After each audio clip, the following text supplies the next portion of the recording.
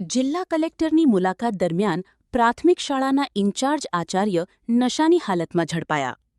ખેડા જિલ્લાના કઠલાલ તાલુકાના કાણિયલ ગામમાં આજે જિલ્લા કલેક્ટરની મુલાકાત દરમિયાન ચોંકાવનારી ઘટના સામે આવી છે.